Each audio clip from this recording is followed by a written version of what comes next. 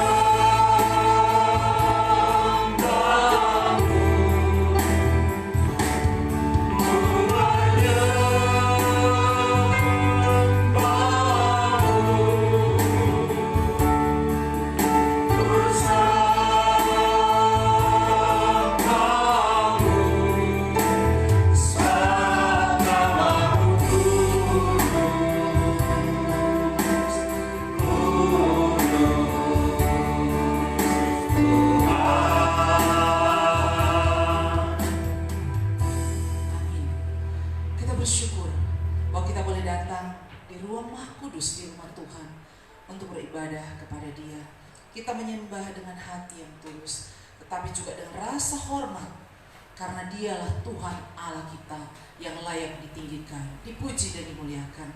Mari sambil berdiri, kita mau meninggikan Dia, kita mau memberikan penghormatan kepada Tuhan Allah Bapa kita.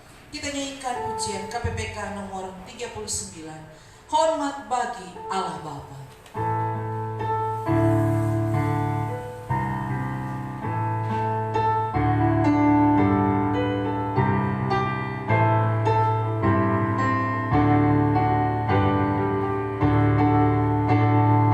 Hormat bagi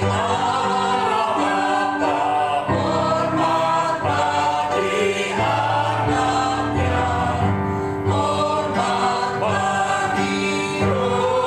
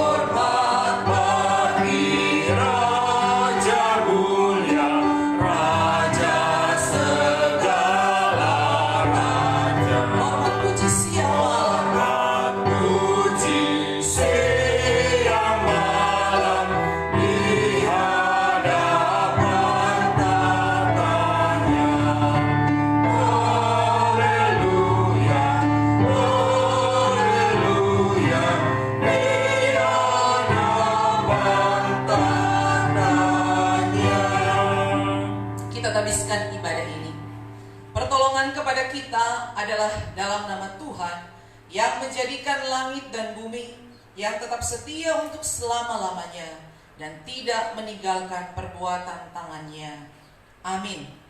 Salam kasih karunia dan damai sejahtera dari Allah Bapa kita dan dari Tuhan Yesus Kristus menyertai saudara-saudara sekalian. Amin. Silakan duduk. Bapak Ibu Saudara, kita semua bersyukur kita punya Tuhan yang luar biasa, yang terus menuntun kita, bahkan mempercayakan pelayanan bagi kita, pekerjaan misi.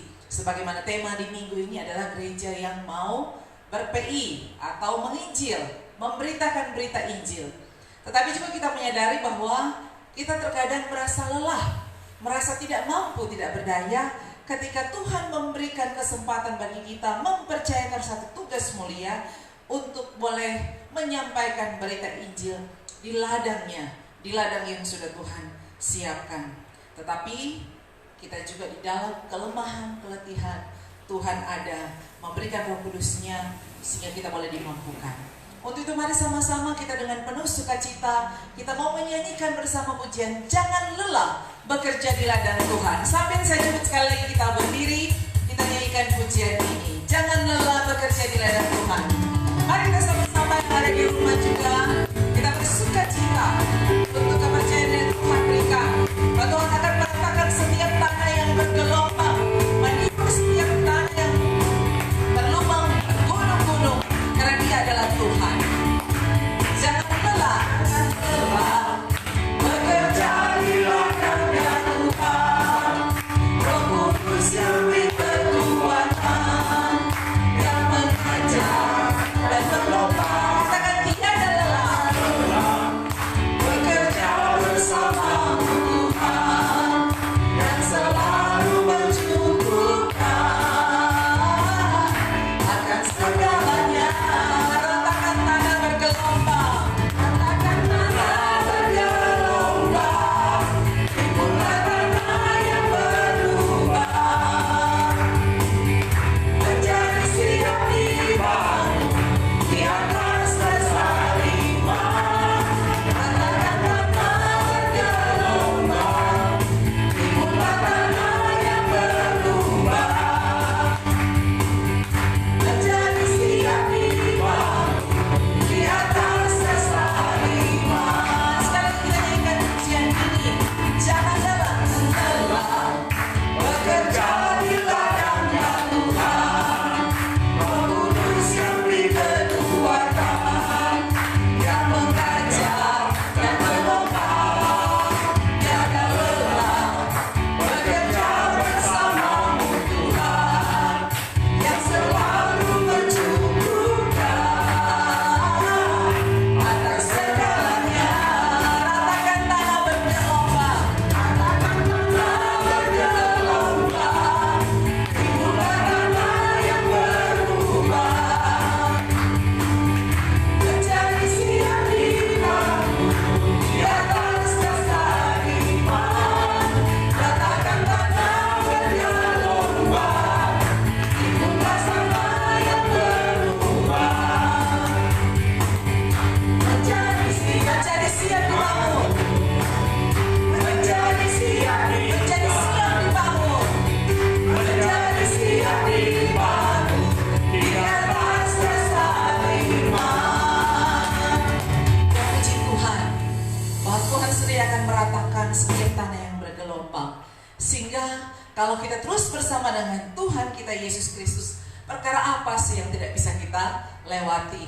Perkara apa sih yang tidak bisa terselesaikan? Asal bersama-sama dengan Tuhan Yesus, karena Dia Tuhan dan Juru Selamat kita yang sudah membenarkan, yang sudah menguduskan kita semua. Dia adalah Tuhan kita. Kita sekali lagi menyanyikan pujian bersama Yesus, lakukan perkara yang besar. Hanya bersama dengan Yesus kita bisa melakukan perkara-perkara yang besar, yang bagi manusia mustahil, tapi bagi Tuhan tidak ada yang mustahil. Bersama Yesus lakukan perkara yang besar.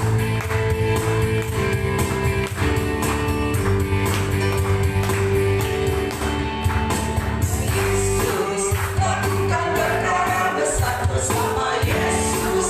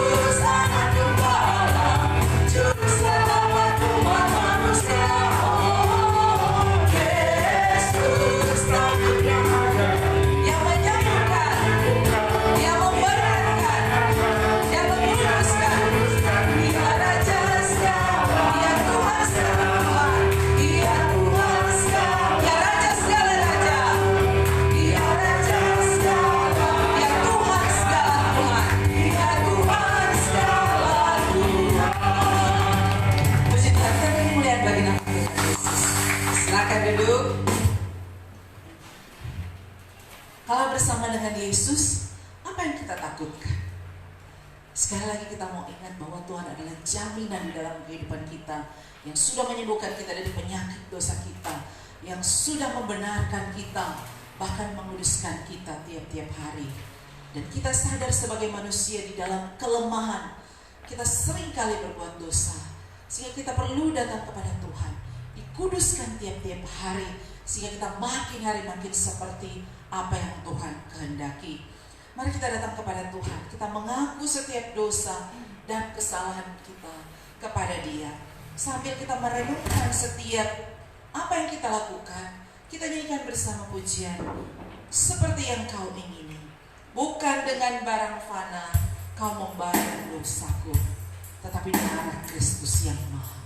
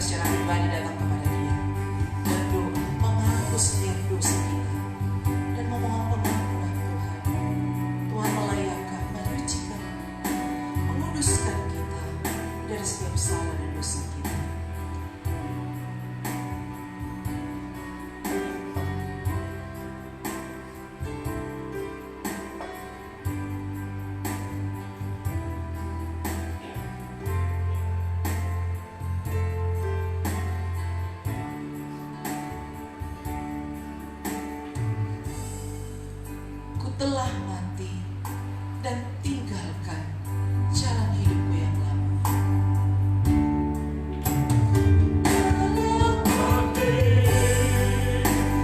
dan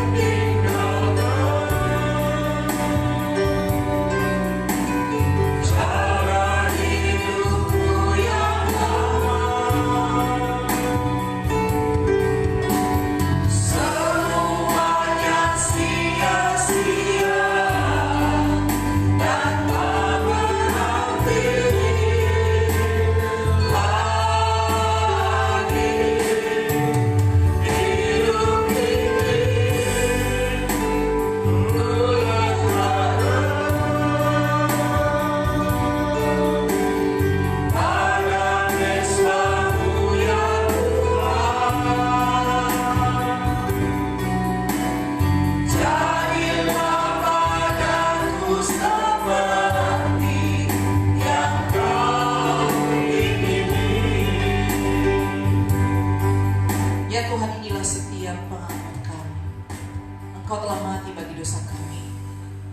juga kami Tuhan mematikan setiap keinginan-keinginan daging, sehingga jadilah seperti yang Kau ingin di dalam hidup kami.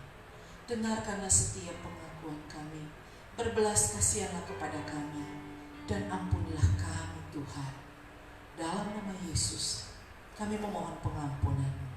Amin.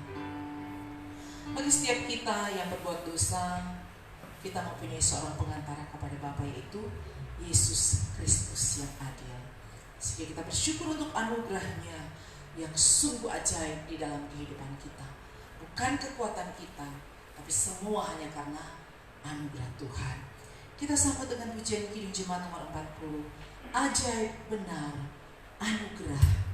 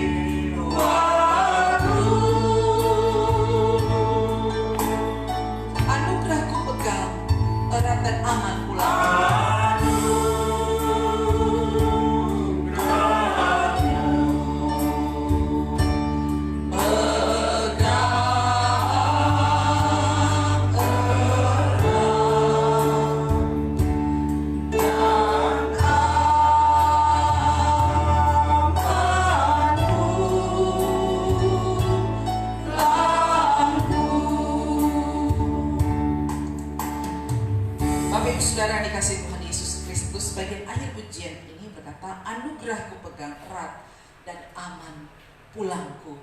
Ketika kita menerima anugerah keselamatan daripada Tuhan Yesus Kristus, tidak ada ketakutan akan hari depan kita, bahkan kemana kita pergi, karena kita aman, pulang ke kemana kita sudah tahu, di surga yang kekal. Tetapi kalau kita melihat sekeliling kita, masih banyak orang yang kehilangan pengharapan. Mereka tidak tahu di mana mereka berada. Mereka tidak tahu kemana mereka akan pergi ketika Tuhan memanggil. Menjadi tugas kita semua untuk memberitakan anugerah keselamatan yang sudah Tuhan berikan bagi kita semua, sehingga setiap orang boleh merasa aman. Apalagi di tengah situasi saat ini, banyak orang penuh dengan ketakutan karena tidak tahu kemana kehidupan akhir mereka. Mari kita semua sebagai umat yang percaya punya kesukaan untuk mengabarkan tentang Injil Yesus Kristus, sehingga semua orang boleh mengalami anugerah Tuhan di dalam kehidupan mereka. Kita siapkan hati kita bersama dan kita nyanyikan pujian Kusuka Menuturkan, KPPK nomor 371, bait yang pertama dan kedua.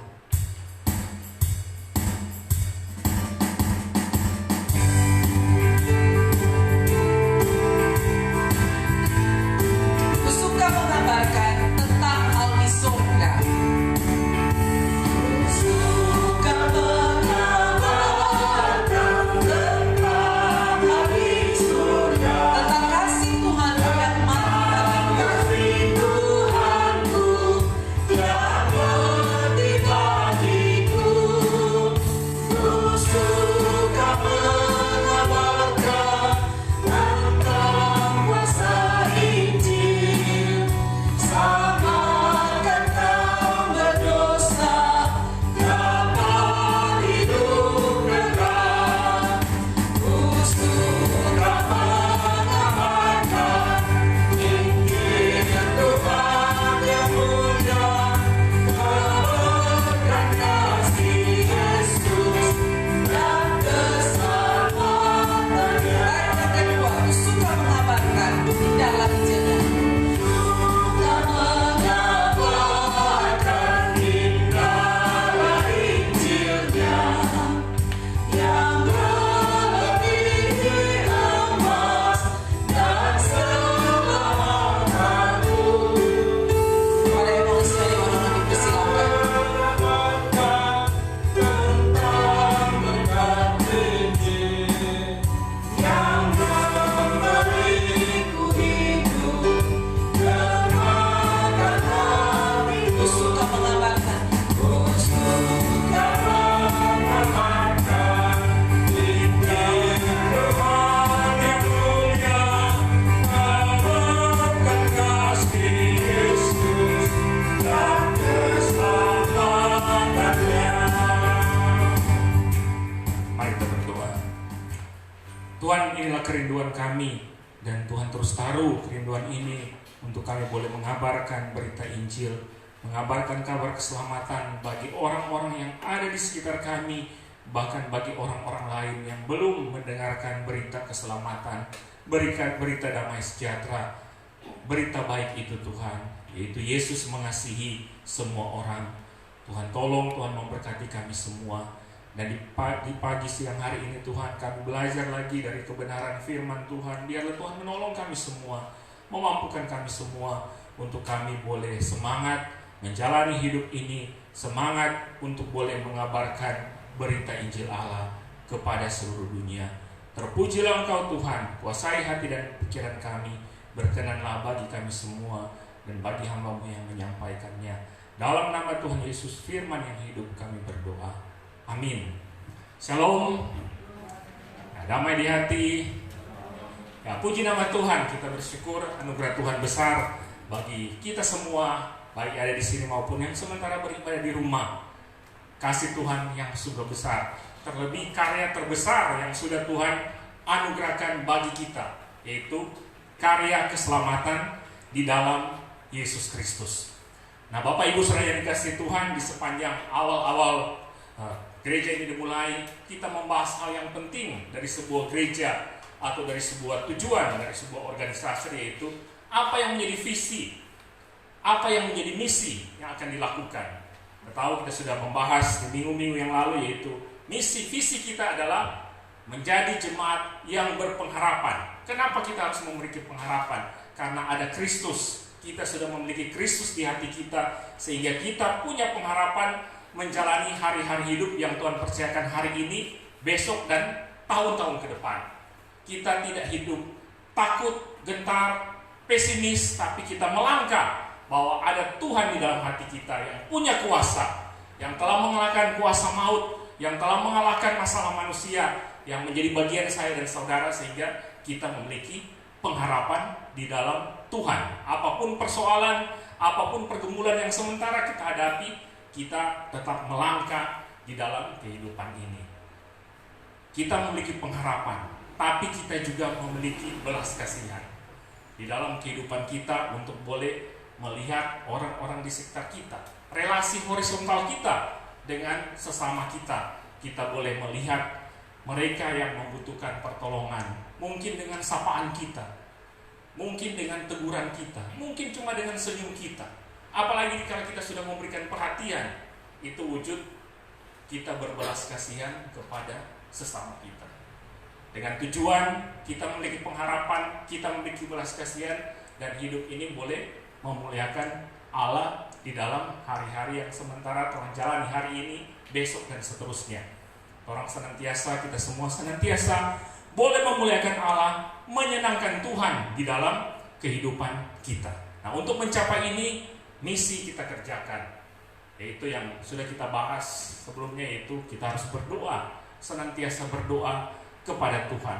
Berdoa di rumah, di sebaya gereja sudah memulai lagi untuk berdoa, walaupun 3 hari dalam seminggu, Selasa, Rabu, Jumat, jam 7 pagi. Mari yang punya kesempatan untuk berdoa, orang boleh berdoa bersama-sama untuk menaikkan syukur dan permohonan kita kepada Tuhan. Kemudian misi juga yang berikut yang sudah dibahas minggu lalu, yaitu firman.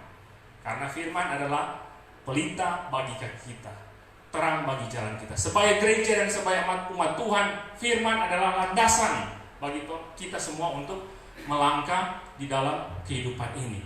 Alkitab kita yakini dan kita percaya adalah firman Allah yang menjadi bagian saya dan saudara.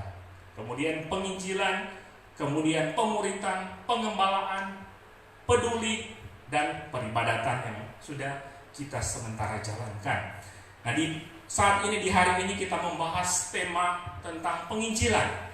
Misi Yesus Kristus di dunia adalah misi gereja, misi kita umat Tuhan, menjadi bagian kita yang harus kita semua kerjakan.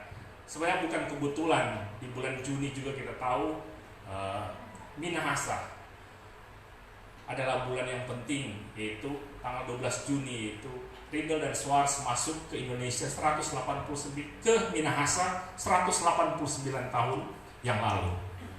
Gereja Gemi memperingati sebagai Hari PI dan Penginjilan. Tapi itu juga menjadi bagian kita yang ada di tanah Minahasa. Bitung adalah bagian dari Minahasa. Dikala Riedel dan Schwartz datang dan memulai misi penginjilan di tanah Minahasa, sehingga boleh ada hingga hari ini. Kekristenan boleh berkembang hingga hari ini. Dan kita juga bersyukur sebagai umat Tuhan yang ada di tanah Minahasa, yang boleh ada di daerah, katanya Yerusalemnya yang ada di Indonesia adalah tanah Minahasa, termasuk kita di Bitung sini. Nah, saudaraku yang dikasihi Tuhan, untuk itu mari kita melihat bagian yang akan mendasari bagaimana kita melihat misi Yesus Kristus di dunia yang adalah misi gereja dan menjadi misi gereja Kristus Ramani Indonesia Agape Bitung. Kita buka dalam Kisah Para Rasul 22 ayat 1 sampai 21. Kisah Para Rasul 22 ayat 1 sampai 21. Demikian firman Tuhan. Hai saudara-saudara dan bapak-bapak, dengarkanlah apa yang hendak kukatakan kepadamu sebagai pembelaan diri. Ketika orang banyak itu mendengar ia berbicara dalam bahasa Ibrani, makin tenanglah mereka. Ia berkata, aku adalah orang Yahudi, lahir di Tarsus di tanah Kilikia, tetapi dibesarkan di kota ini, dididik dengan teliti di bawah pimpinan Gamaliel dalam hukum nenek moyang kita, sehingga aku menjadi seorang yang giat bekerja bagi Allah, sama seperti kamu semua pada waktu ini. Ayat 22, pasal 22 ayat 4. Dan aku telah menganiaya pengikut-pengikut jalan Tuhan sampai mereka mati. Laki-laki dan perempuan kutangkap dan kuserahkan ke dalam penjara. Tentang hal itu baik imam besar maupun majelis tua-tua dapat memberi kesaksian. Dari mereka aku telah membawa surat-surat untuk saudara-saudara di Damsyik, dan aku telah pergi ke sana untuk menangkap penganut-penganut jalan Tuhan yang terdapat juga di situ dan membawa mereka ke Yerusalem untuk dihukum.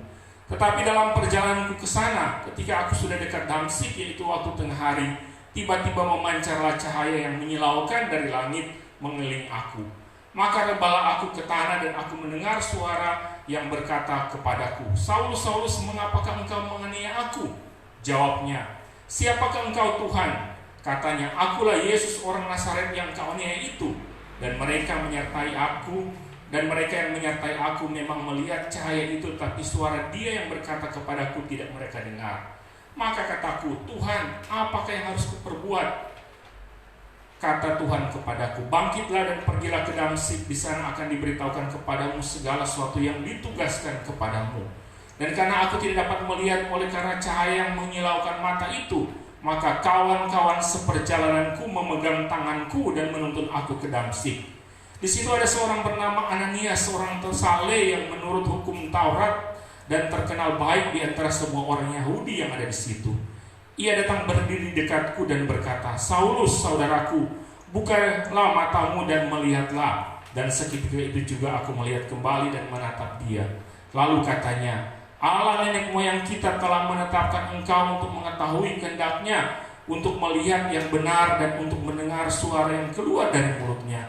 Sebab engkau harus menjadi saksinya terhadap semua orang tentang apa yang kau lihat dan yang kau dengar. Dan sekarang, mengapa engkau masih ragu-ragu? Bangunlah, berilah dirimu dibaptis dan dosa-dosamu disucikan, sambil berseru kepada nama Tuhan. Sudah aku kembali di Yerusalem, dan ketika aku sedang berdoa di dalam bait Allah, rohku diliputi oleh kuasa ilahi.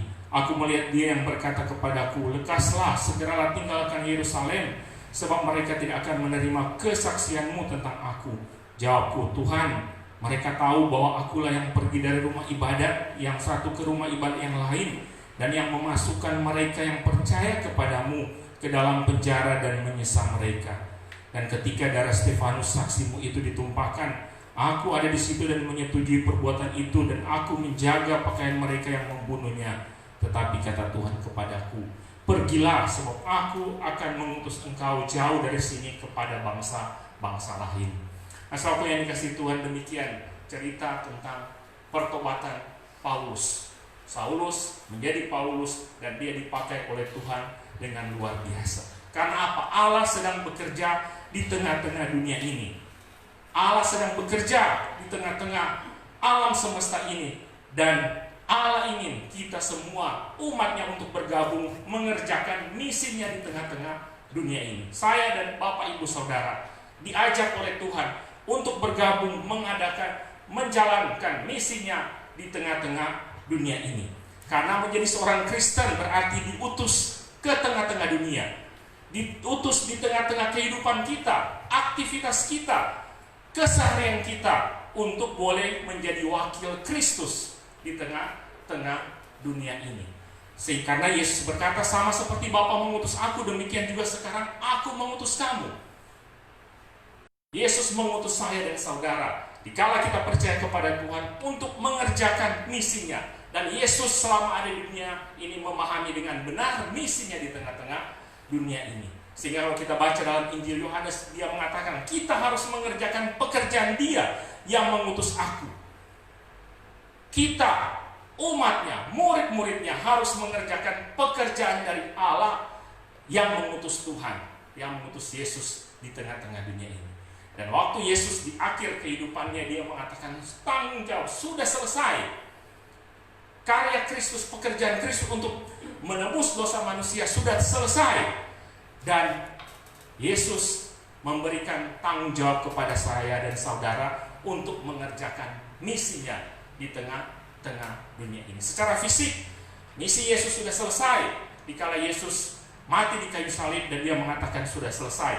Tetapi tanggung jawab, tugas itu diberikan kepada saya dan saudara untuk boleh mengerjakan. Dari para murid di awal-awal Tuhan Yesus ada, hingga kepada kita saat ini, dan hingga di masa yang akan datang.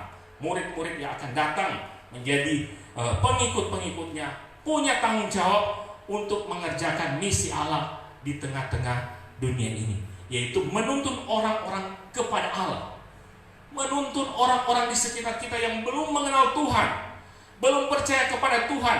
Saya dan saudara punya tanggung jawab menuntun mereka kepada Tuhan. Ya, bersyukur di 2 hari yang lalu ada yang memanggil untuk mendoakan seseorang. Dan dalam sharing pembicaraan pada akhir dari doa tersebut boleh menuntun dia untuk boleh datang kepada Kristus. Walaupun memang agak lansia.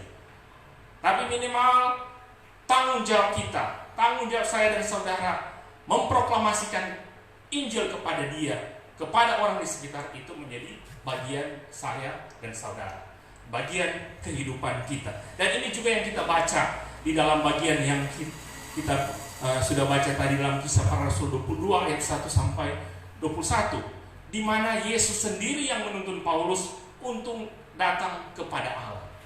Yesus yang menuntun Paulus untuk boleh datang kepada Tuhan. Paulus yang kita baca di bagian tadi yang adalah penganiaya jemaat, ayat 4 jelas di situ. Paulus mengatakan, aku telah menganiaya pengikut-pengikut jalan Tuhan sampai mereka mati. Yang berarti menganiaya Kristus. Di ayat 8 Paulus tulis, akulah Yesus orang Nazaret yang kau aniaya itu. Padahal Paulus tidak secara langsung menganiaya Yesus, tapi dikala Paulus menganiaya pengikut-pengikut Kristus, di sini Yesus mengatakan dia menganiaya Yesus. Tapi kemudian oleh belas kasih Tuhan, oleh anugerah Tuhan, terjadi perubahan hidup karena kuasa Tuhan yang menuntun Paulus untuk boleh mengalami perubahan hidup. Dan akhirnya dia diutus untuk mengerjakan tugas menjadi saksi di tengah-tengah bangsa-bangsa lain. Saya dan saudara, dikala kita dipanggil oleh Tuhan menjadi umat Tuhan, maka punya tanggung jawab untuk boleh menyampaikan berita baik, kabar Injil kepada orang lain, agar terjadi perubahan hidup. Orang-orang yang mungkin menganiaya orang lain, orang-orang yang mungkin tidak punya pengharapan, tapi kelak mereka diubahkan oleh Tuhan seperti Paulus, dan mereka boleh menjadi saksi bagi bangsa-bangsa lain.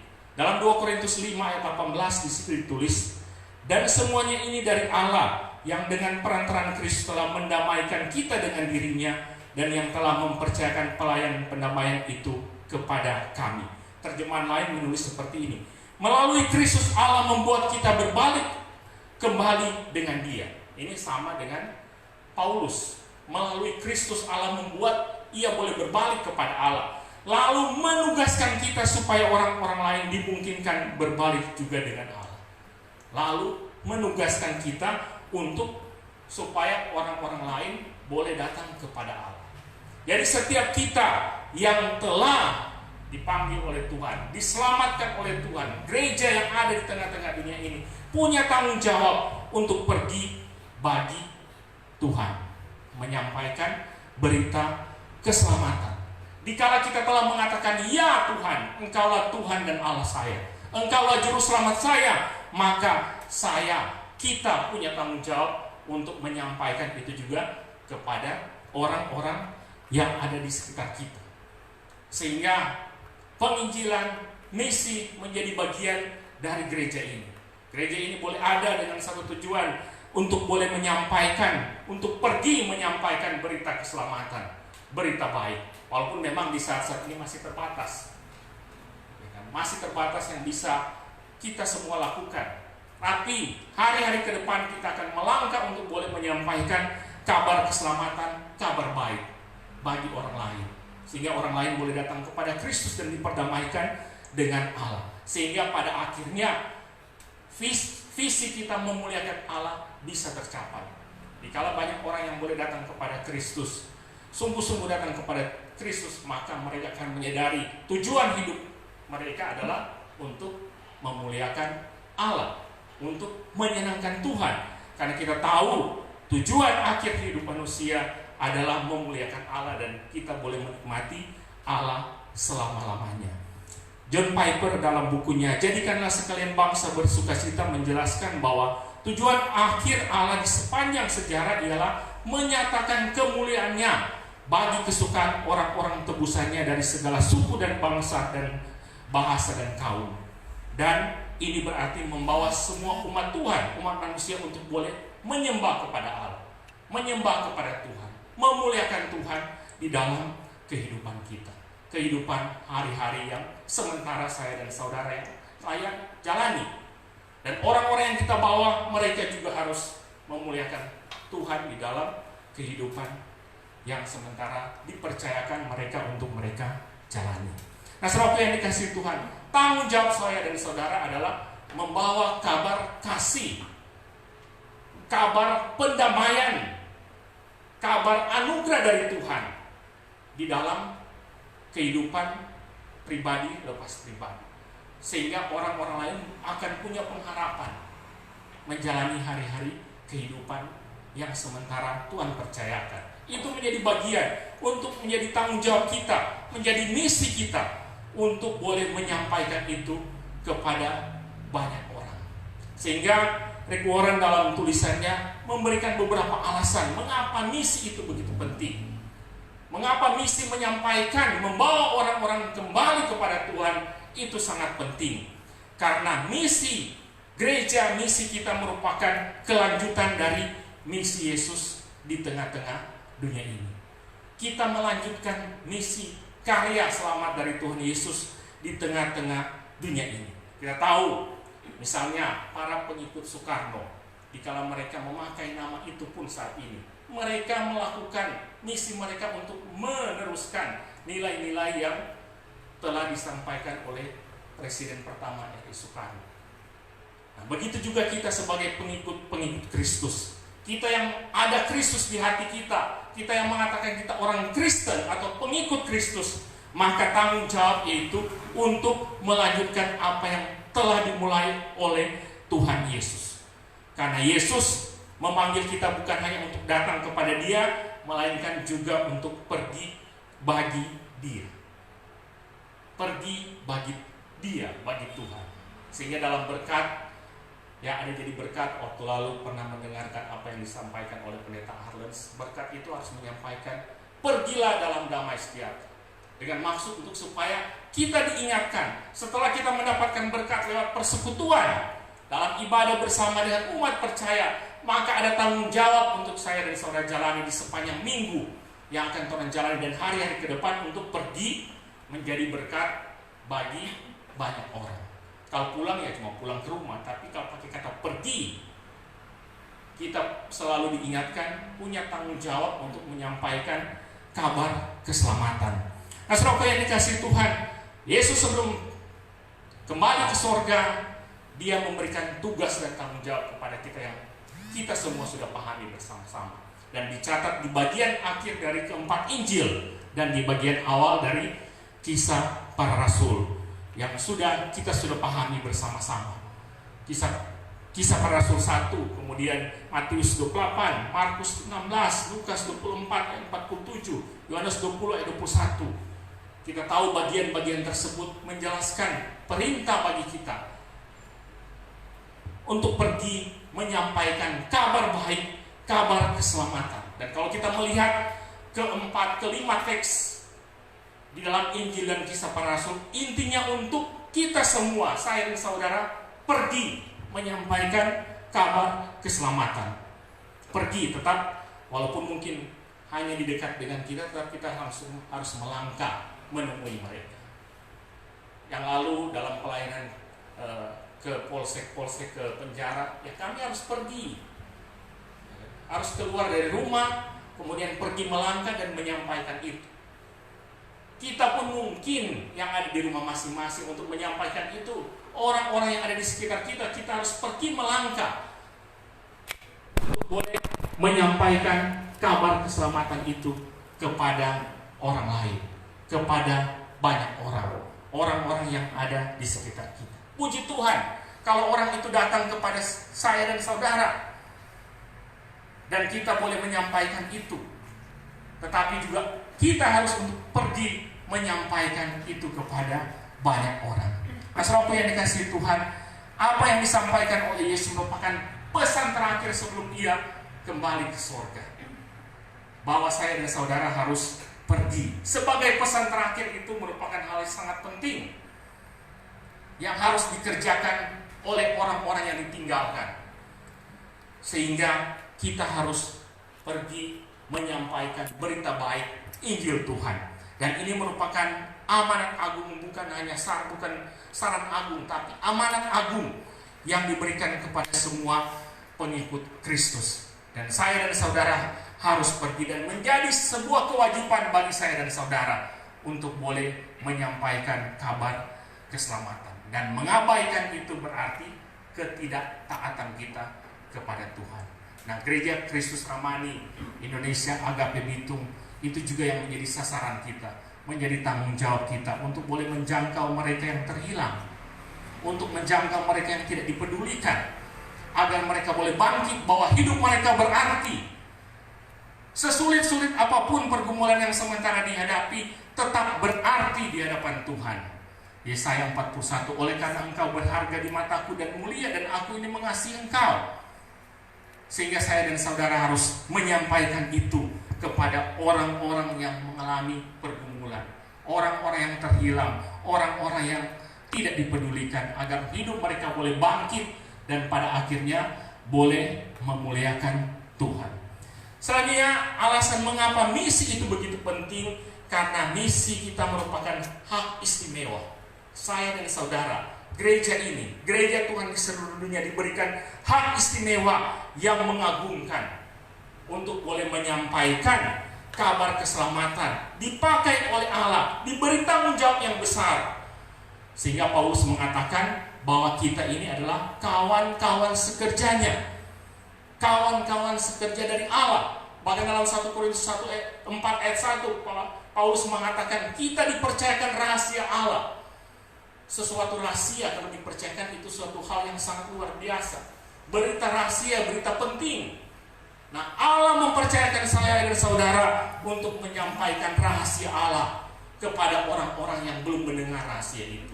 Yaitu ada kasih, ada anugerah, ada keselamatan di dalam Yesus Kristus yang menjangkau semua orang. Tidak pedulikan dari latar belakang apa, dari ras apa, dari suku apa, warna kulit apa. Semua orang dijangkau oleh kasih Tuhan. Dan itu menjadi tanggung jawab saya dan saudara yang sudah mengalami karya itu, untuk boleh menyampaikan kepada banyak orang. Nah, saudaraku yang dikasihi Tuhan, kita punya hak istimewa yang besar, yaitu bekerja bersama dengan Allah dan mewakili Allah untuk boleh menyampaikan kabar baik, kabar keselamatan kepada orang-orang di sekitar kita. Tuhan sebenarnya bisa, tanpa orang pun orang lain bisa bertobat. Tetapi suatu hal yang luar biasa kalau saya dan saudara dipercayakan untuk boleh menyampaikan berita baik, berita keselamatan itu kepada banyak orang, agar orang lain boleh datang dan mendengar bahwa dia dikasihi oleh Tuhan. Selanjutnya mari kita melihat mengapa misi itu begitu penting. Misi itu begitu penting karena memiliki makna yang kekal. Makna yang kekal ada di dalam berita Injil. Dikala kita menyampaikan hal-hal yang menyangkut ekonomi, menyangkut pekerjaan, itu memang penting. Tapi itu tidak sesuatu yang kekal. Atau apalagi kalau cuma menyampaikan humor, ya memang itu penting supaya orang bisa tertawa, orang bisa tersenyum, tapi itu tidak bernilai kekal. Tapi dikala kita menyampaikan berita baik, berita Injil, bahwa Allah mengasihi dia, Allah mengasihi orang-orang yang belum percaya, Allah mengasihi manusia, itu akan bermakna kekal. Walaupun memang terkadang kita belum bisa melihat di masa saat ini. Tetapi saya percaya, kita semua percaya, kelak di surga nanti mungkin ada orang yang akan datang kepada kita dan mengatakan, terima kasih, engkaulah yang datang kepada saya untuk boleh menyampaikan berita keselamatan, berita baik. Kita bisa membaca ada banyak kesaksian orang-orang yang hampir bunuh diri, tapi kemudian bertemu dengan anak-anak Tuhan, menyampaikan kabar baik, menyampaikan kabar keselamatan. Hidup mereka bisa diubahkan, hidup mereka bisa dipulihkan, karena mereka mendengar berita yang kekal, berita yang abadi, yang memberikan makna yang dalam kekekalan di dalam kehidupan ini. Nah, saudaraku yang dikasihi Tuhan, misi kita, gereja kita juga punya tujuan untuk menyampaikan hal itu.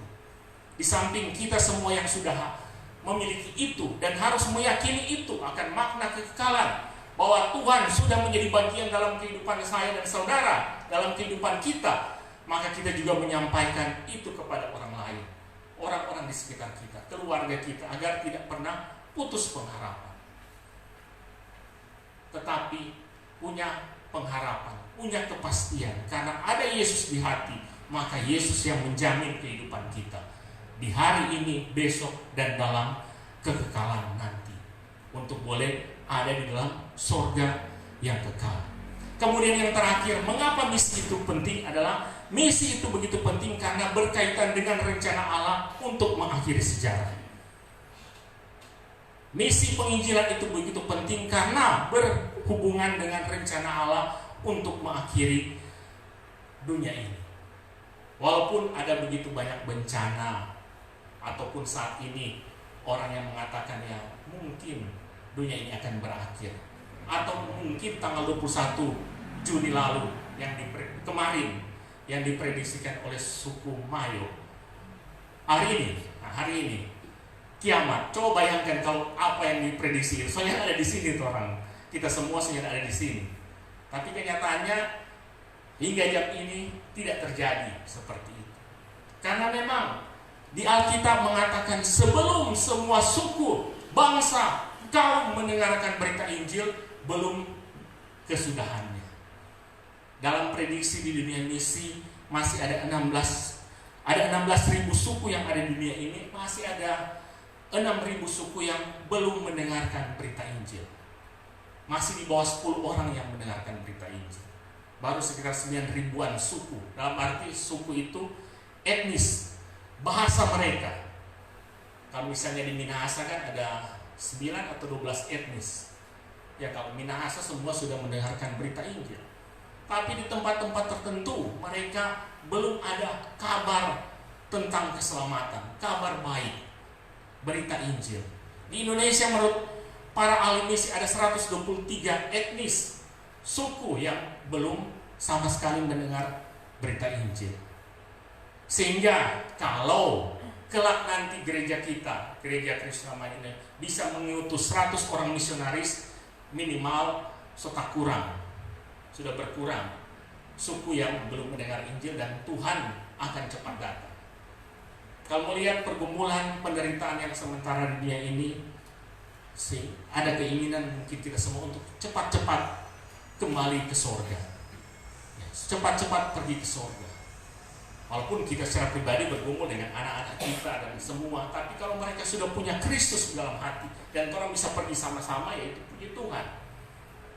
Tapi dikala kita masih ada di tengah-tengah dunia ini, kita semua masih punya tanggung jawab untuk boleh menyampaikan berita Injil, berita keselamatan. Ladang masih luas terbuka.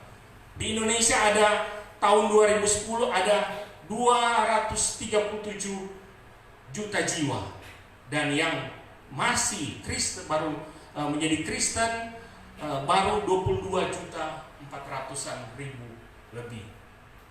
Kalau mungkin yang Kristen sungguh-sungguh juga masih 10% dari itu, ya masih 2 juta. Masih ada banyak ladang yang perlu kita jangkau agar mereka juga boleh mendengar berita Injil, agar mereka juga diselamatkan.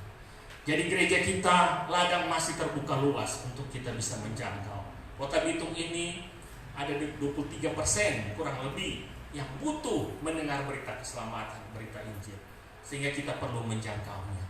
Nah, saudaraku yang dikasihi Tuhan, bagaimana gereja kita ambil bagian dalam melaksanakan misi Allah yang sudah menjadi misi kita saat ini, yaitu kita perlu terus berdoa kepada Tuhan, memohon kepada Tuhan, memohon belas kasih Tuhan, agar orang-orang di sekitar kita yang belum percaya kepada Tuhan, mereka boleh mengalami belas kasih Tuhan.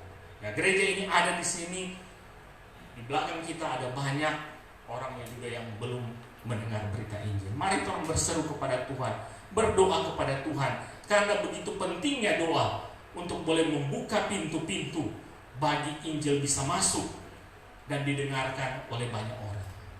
Kalau kita membaca, mendengar kesaksian di Korea Utara, Korea Selatan begitu banyak berdoa dan berusaha karena memang pintu tertutup luar biasa. Tapi Tuhan dengan cara Tuhan membuka tahap demi tahap. Mungkin lewat virus corona saat ini juga pintu-pintu di daerah-daerah yang tertutup akan terbuka. Nah, saudaraku yang dikasihi Tuhan, doa begitu penting di dalam kehidupan umat Tuhan untuk boleh membuka pintu-pintu yang tertutup untuk Injil. Nah, saudaraku, ada kesaksian seorang misionaris di Afrika yang dalam bahaya ketika suatu malam dalam perjalanan dia untuk menyampaikan berita Injil kepada daerah yang tetangganya. Ternyata di malam itu dia dicegat oleh kawanan orang yang mau membunuhnya. Tetapi tiba-tiba dengan kuasa Tuhan, orang-orang yang datang mencegat dia lari meninggalkannya.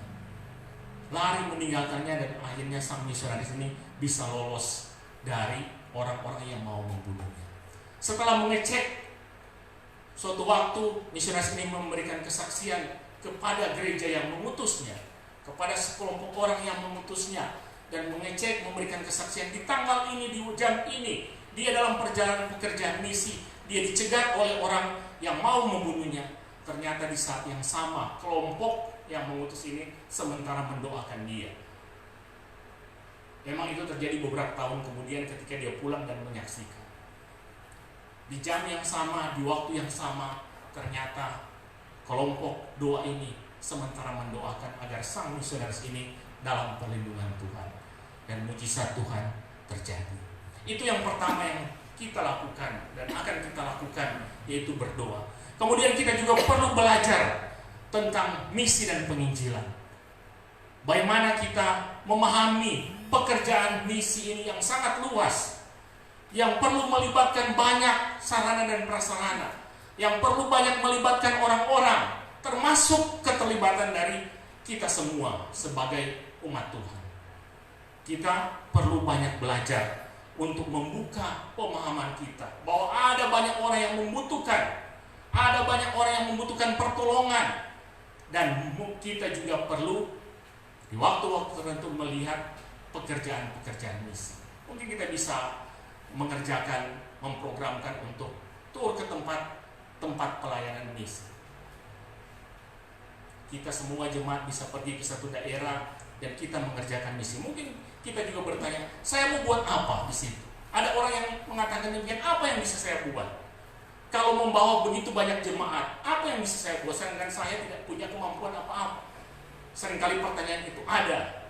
Tetapi dikala kita pergi dan menyaksikan, oh gereja di tempat ini, umat Tuhan di tempat ini begitu sulit, maka bisa menggugah kita untuk terus berdoa. Bisa menggugah kita untuk boleh membagi apa yang lebih di dalam kehidupan kita untuk boleh menolong orang lain. Ya puji Tuhan, kami juga boleh banyak ikut pelayanan misi, mulai dari pemuda pergi ke daerah tertentu, sehingga ini membuka wawasan. Oh seperti ini, bahwa masih ada banyak orang yang lebih sulit dari gereja kita atau dari kita secara pribadi. Masih banyak orang yang membutuhkan, walaupun mungkin kita tidak punya hal yang kelihatan wah yang kita bagikan, tapi kehadiran kita bisa memotivasi mereka untuk boleh melangkah dan beriman sungguh kepada Tuhan. Dan juga kita juga diberikan kemampuan untuk boleh menyampaikan secara langsung lewat kesaksian kehidupan kita. Kalau kita tidak pernah pergi, tidak pernah ada pengalaman bagaimana menyampaikan kabar baik, kabar keselamatan kepada orang lain. Sehingga nanti kita juga akan memprogramkan hal itu supaya kita bisa pergi ke tempat-tempat tertentu untuk bisa kita menyampaikan berita Injil.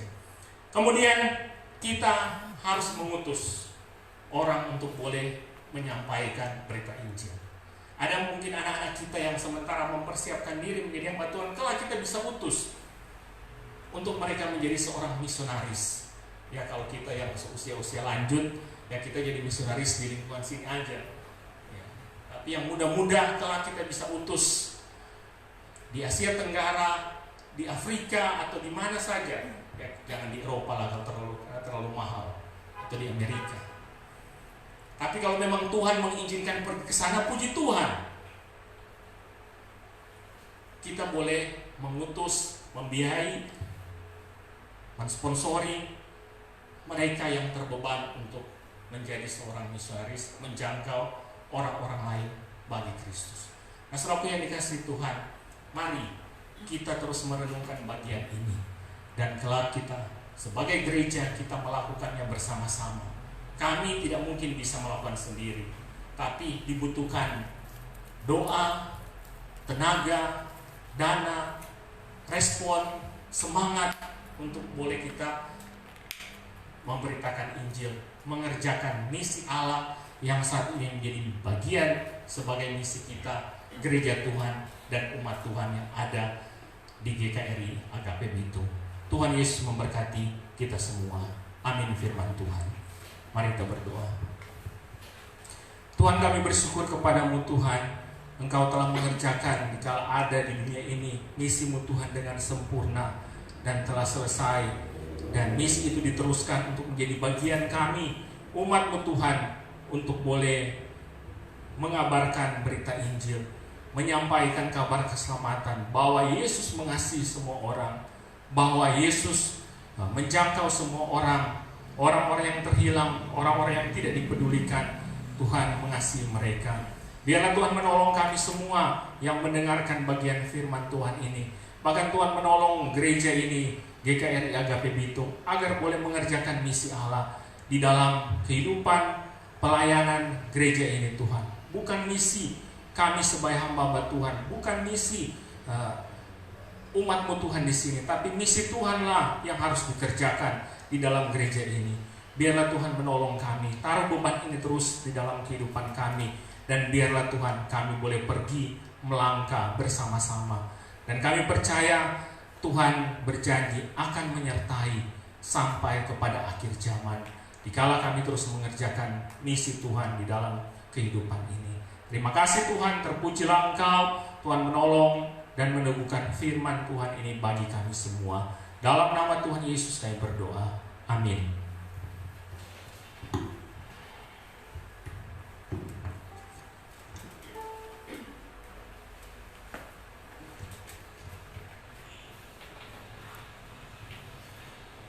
Bapak Ibu Saudara jemaat yang dikasihi Tuhan, juga yang ada di rumah, mari sama-sama dengan seluruh umat percaya di seluruh dunia ini kita menyatakan pengakuan iman kita kepada Tuhan. Saya ajak kita semua berdiri. Mari sama-sama kita mengaku dengan pengakuan iman rasuli demikian.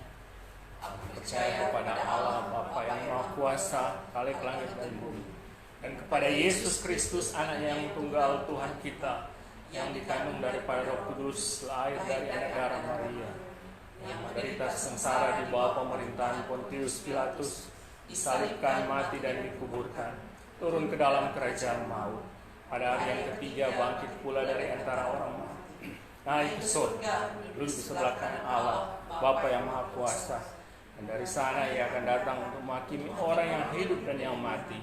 Aku percaya kepada Roh Kudus, gereja yang kudus dan am, persekutuan orang kudus, pengampunan dosa, kebangkitan tubuh dan hidup yang kekal. Amin. Silakan duduk. Mari kita mempersembahkan persembahan kita kepada Tuhan. Kita nyanyikan bersama pujian Tuhan Yesus baik. Tiada berkesudahan kasih setiamu Tuhan, selalu baru rahmat-Mu bagiku.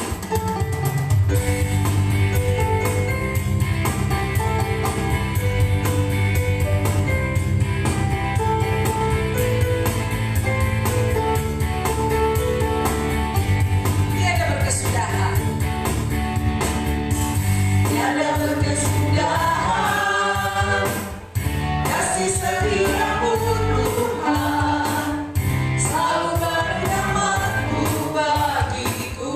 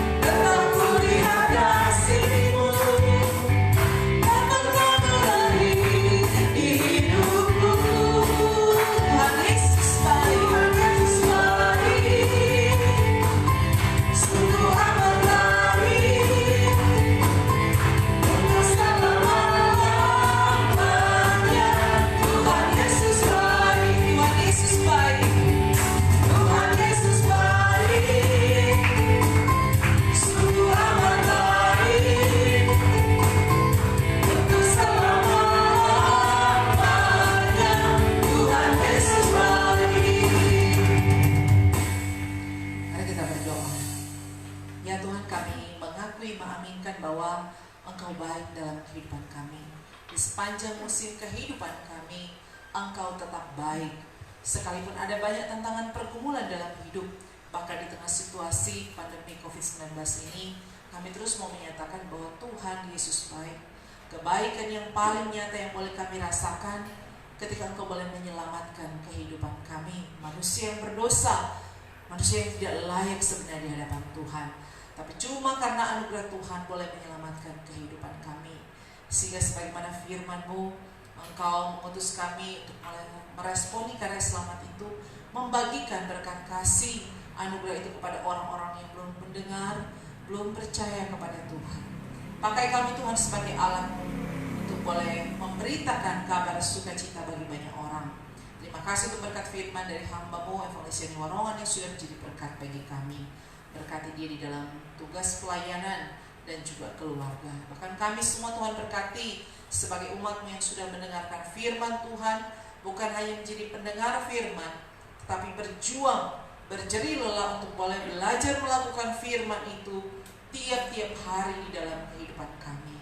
Tuhan tuntun kami di tengah pergumulan, masalah yang ada, baik di tengah usaha pekerjaan kami, keluarga. Tuhan mampukan kami untuk tetap setia kepada Tuhan, untuk mau datang kepada Tuhan dan bersandar kepada Tuhan.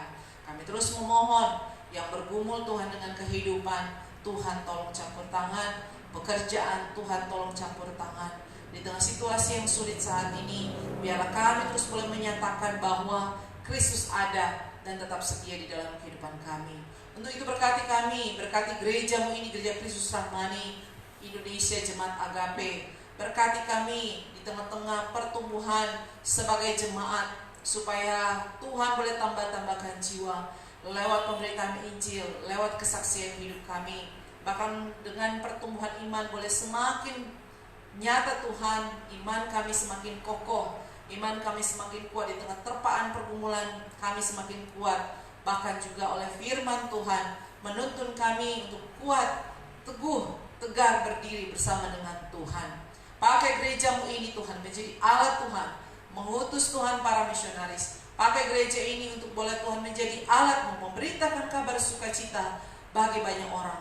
Bukan hanya untuk diri kami, tetapi untuk memuliakan nama Tuhan Yesus Kristus. Berkati kiranya Tuhan setiap hamba Tuhan yang ada, pengurus yang ada, biarlah diberkati, dituntun Tuhan dengan hikmat-Mu untuk boleh terus Tuhan mengingat bahwa Tuhan boleh memakai kami semua untuk menyenangkan Tuhan, bagi Tuhan, bukan bagi diri kami sendiri. Terima kasih, berkati kami juga boleh sama-sama memberikan persembahan syukur, baik yang dari rumah boleh memberikan persembahan syukur. Tuhan terus memberkati setiap persembahan yang sudah diberikan bagi pelayanan yang ada. Yang bergumul dengan sakit penyakit, Tuhan kiranya melawat, memulihkan. Yang bersuka cita karena ketambahan usia, Tuhan terus memberkati. Semakin usia bertambah, iman pun semakin bertambah kokoh di dalam Tuhan. Berkati gereja-Mu ini Tuhan, yang Tuhan sudah siapkan untuk kami sama-sama boleh beribadah. Walaupun tidak sepenuhnya kami sama-sama beribadah karena situasi yang ada. Tuhan berkati sarana ibadah ini, semua yang Tuhan sudah berikan. Tuhan terus berkati lewat orang-orang yang terus Tuhan memberi diri Tuhan. Biarlah Tuhan terus memberkati. Pakai gereja ini menjadi alat bagi orang-orang yang ada di sekitar tempat ini. Kuduskan kiranya Tuhan, dan biarlah lewat gereja ini nama Tuhan yang dipermuliakan.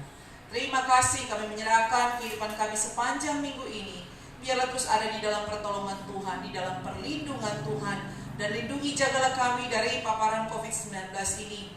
Kami semua pribadi, anak-anak kami, terlebih orang-orang tua kami, Tuhan lindungi, jaga, sehingga kami diliputkan dari mara bahaya ini Tuhan. Dan terus berdoa bagi mereka yang sudah Tuhan terpapar COVID-19 ini, Tuhan terus berikan mereka pengharapan, kekuatan daripada Tuhan untuk bertahan, bahkan boleh disembuhkan. Pemerintah bangsa negara kami sampai ke kota Bitung ini, berkati dengan hikmat-Mu, sehingga mereka boleh Tuhan mengatur segala sesuatu Tuhan yang ada, sehingga betul-betul kami semua sebagai warga negara Indonesia, warga kota Bitung, boleh merasakan Tuhan, jamaah Tuhan, pertolongan Tuhan lewat pemerintah yang Tuhan utus ada di tengah-tengah kami. Terima kasih Tuhan, ke dalam tangan-Mu kami menyerahkan kehidupan kami, pergumulan kami, bahkan syukur kami di saat ini.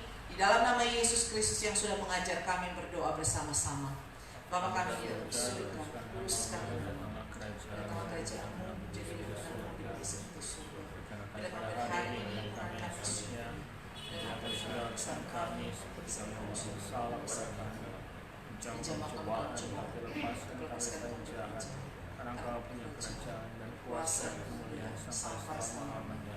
Amin. Kita akan menutup rangkaian ibadah kita di hari ini. Saya jemput kita semua berdiri. Kita nyanyikan bersama doksologi, doa dan berkat oleh Vanessa Niwaro.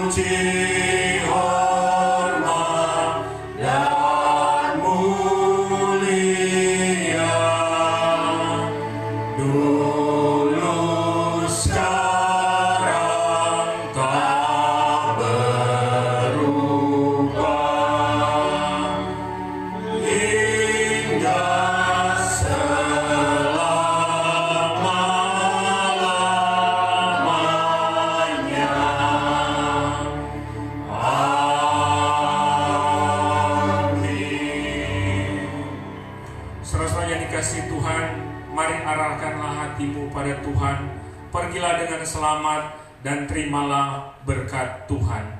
Tuhan memberkati dan melindungi saudara-saudara. Tuhan menyinari dengan wajah-Nya dan memberi saudara-saudara kasih karunia. Tuhan menghadapkan wajah-Nya kepada saudara-saudara dan memberi saudara-saudara damai sejahtera sekarang ini sampai selama-lamanya. Amin.